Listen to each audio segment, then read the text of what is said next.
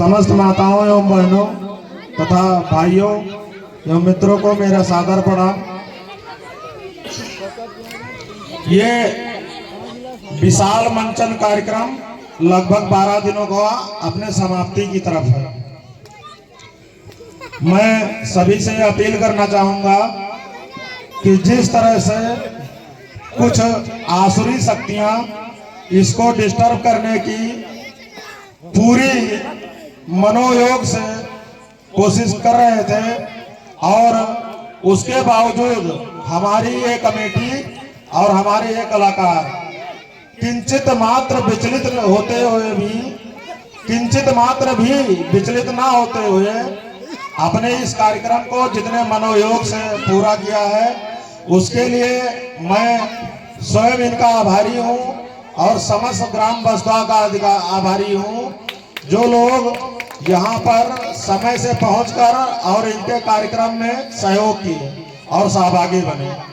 मैं आप सभी को बहुत बहुत धन्यवाद देना चाहता हूँ और सभी से आशीर्वाद की कामना करता हूँ। मैं आपके परिवार का एक छोटा सा सदस्य हूँ। मुझे इस बात का बहुत कष्ट है, खुशी इस बात की है कि ऐसा मंचन कार्यक्रम जो यहाँ से लेकर के दिल्ली तक कहीं भी नहीं होता है। इस बात की खुशी है और कष्ट बात इस बात का है कि हमारे अपने बीच के लोगों ने जिस तरह से व्यवधान पैदा किया है, इस तरह का व्यवधान हम तो ये जान रहे हैं कि राक्षसों ने राम भगवान के युद्ध में भी पैदा नहीं किया था।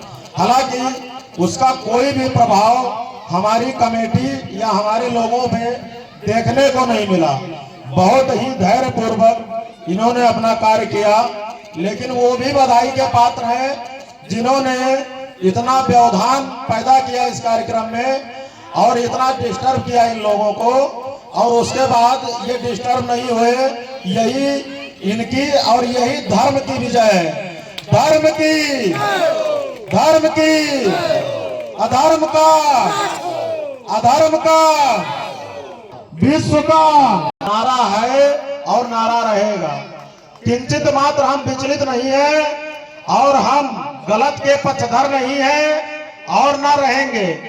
और एक बात कहना नहीं चाहिए, लेकिन जब तक प्रभु श्री राम नहीं चाहेंगे तब तक हम और हमारे लोग गलत के सामने झुकेंगे नहीं, अच्छा नहीं होगी। और मुझे पूर्ण विश्वास है कि प्रभु श्री राम ना अपना गलत के सामने झुके थे और ना मुझे मजबूर कर ध्यान उत्पन्न हुआ उसके लिए। हाँ, तो मैं ये कह रहा था कि कोई भी व्यक्ति हो, चाहे वो कितना भी बड़ा क्यों ना हो, चाहे कितना भी शक्तिशाली क्यों ना हो, शक्तिशाली होने से मतलब नहीं है। हम किसी के विरोध में नहीं है, किसी के पक्ष में नहीं है। हम गलत के विरोध में थे, गलत के विरोध में है और गलत के विरोध में रहेंगे। और सही के पक्ष में थे, सही के पक्ष में है, सही के पक्ष में रहेंगे। अगर इसमें किसी को आपत्ति है तो उसकी मेरी जिम्मेदारी नहीं है। किसी को अगर इसमें बुरा लगता है तो उसकी मेरी जिम्मेदारी नहीं है। मुझे जहां लगा कि भगवान राम का दरबार है, भगवान राम की लीला हो रही है, मैं वहां हूं और वहीं रहूंगा, उसमें कोई दो राय नहीं है। किसी से मेरी कोई व्यक्तिगत लड़ाई नहीं है। मेरी लड़ाई सैद्धांतिक है और वो हमेशा रहेगी। जो आसुरी शक्तियां लोगों को अनाप शनाप बक रही हैं, मैं उनसे कहूंगा कि आप सुबह से लेकर के शाम तक और शाम से लेकर रात तक आप मेरे लोगों को, मेरे ग्राम वासियों को कुछ ना कहें। आप जितनी गाली देनी है मुझे साफ स्वीकार है, सबकी गालियां मुझे दीजिए, लेकिन आप ये जान लीजिए कि आपको भगवान भी माफ नहीं कर सकता है। अगर आपने जिस तरह से व्यवधान उत्पन्न किया है भगवान राम के कार्य में, और जिस तरह से आपकी पीड़ा भी मैं समझता हूं, मैं पहले भी बोल चुका हूं कि जिसकी लंका जलेगी वो छटपटाएगा। लेकिन मैं फिर एक बार इस मंच से कहना चाहता हूं कि आपकी दुश्मनी मुझसे है और आप मुझसे निपटिए। मेरे लोगों से या भगवान राम के कार्यक्रम में व्यवधान उत्पन्न करने से कुछ नहीं होगा। ये राम का कार्य है, रावण नहीं रोक पाया जिसके सोने की लंका थी, तो आप रोक नहीं पाओगे। इसलिए आप इन निर्दोष बच्चों को और इन निर्दोष कलाकारों को जिस तरह से आप शब्द एवं अभद्र भाषा का प्रयोग कर रहे हैं, मैं आपसे कहना चाहूंगा कि इसको आप बंद कर दीजिए। हालांकि आप इतना कर चुके हैं कि आपको सजा मिलेगी मिलेगी। मैं इस मंच से कह रहा हूं, आप कान खोलकर सुन लीजिए। मैं इस मंच से बता रहा हूं, आप कान खोलकर सुन लीजिए। आपको सजा मिलेगी और निश्चित मिलेगी, क्योंकि आपने धर्म के कार्य में व्यवधान करने की, व्यवधान उत्पन्न करने की पूरी अपनी क्षमता से, इससे अधिक आपकी क्षमता नहीं है। और अगर इससे अधिक भी आपकी क्षमता हो तो 2 दिन का कार्यक्रम है, आप अपनी क्षमता लगा लीजिए, लेकिन किसी को आप शब्दों से मत कहिए। आपको जितनी गालियां देनी है मुझे अकेले दीजिए, क्योंकि मैं इनके साथ खड़ा हूं, भगवान राम इनके साथ खड़े हैं। आपने भगवान राम को गाली दी है, आप प्रभु श्री राम को अपशब्द कहे हैं, आप बजरंग बली को अपशब्द कहे हैं। अब आप सोच लीजिए कि आप दंड से बच पाओगे या नहीं बच पाओगे।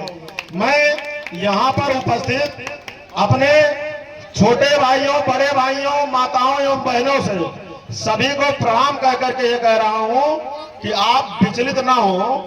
आप जिस तरह से अपने कार्य को कर रहे हैं और अपने चाल में चल रहे हैं, इसी चाल में आप चलते रहिए। आप हाथी की तरह चलते रहिए, कुत्ते भौंकते रहेंगे। कुत्तों का ये स्वभाव होता है, उसको हाथी से कोई और डर नहीं था। कुत्तों को कोई हाथी से प्रॉब्लम थोड़ी है। कुत्ते हाथी के उससे डरते हैं, उसके पौरुष से डरते हैं, उसके शरीर से डरते हैं। एक हाथी हमारे गांव में आता है तो माताएं एवं बहनें अनाज, पैसा, रुपया, चंदन जो भी होता है लेकर के जाते हैं, उसको लगाते हैं और उसका सम्मान करते हैं, उसका पैर छूते हैं, कहते हैं कि ये गणेश भगवान का प्रतीक है। कुत्ते के भौंकने का एकमात्र कारण यही है कि हाथी को लोग इतना सम्मान क्यों देते हैं, हाथी की इतनी स्वीकार्यता हर घर में क्यों है। एक छोटा सा शब्द कहकर के मैं अपने वाणी को विराम दूंगा। एक सांप एक जुगनू के पीछे पड़ा था, जुगनू भाग रहा था। लास्ट में उसने पलट के सांप से पूछा कि भाई क्या मैं आपका खुराक हूं? सांप ने कहा नहीं। तो उसने कहा क्या मुझसे आपको कोई खतरा है? सांप ने कहा नहीं। तो कहा क्या मेरी कोई पूर्व में आपसे दुश्मनी है? तो सांप ने कहा नहीं। तो जुगनू ने कहा फिर आप मेरे पीछे क्यों पड़े? तो सांप ने कहा कि ये जो आप चमकते हैं ये मुझे पसंद नहीं है। तो इसका कोई इलाज नहीं है, सांप का कोई इलाज नहीं है मित्रों। और बहुत बहुत आपको धन्यवाद, आपने इतनी मन से और क्रम से और धन से भगवान राम के इस पुनीत कार्य में अपना समय दिए और अपना सहयोग दिए। मुझे और किसी की आवश्यकता नहीं जान पड़ रही है। जितने लोग यहाँ पर बैठे हैं हमें लग रहा है कि इतना पर्याप्त है लोग किसी की भी लंका लगाने का। जय श्री राम, जय श्री राम, जय श्री राम। संजय भैया जिंदाबाद, हम लोग आपके साथ हैं। जो भी आपने आएंगी पहले हमारे ऊपर आएंगी। ऐसा कोई व्यक्ति दीपावली में नहीं पैदा हुआ जो इतना बड़ा विशाल कार्यक्रम करवा सके, न किसी के दम है। मैं धन्यवाद देता हूँ। जो भी तुम्हारे तरफ आएगा उसको खाने वाले अनेकों लोग तैयार हैं, किसी की औकात नहीं है, और अगर है तो 2 दिन के बाद वो टाइम बनकर मिल ले। धन्यवाद।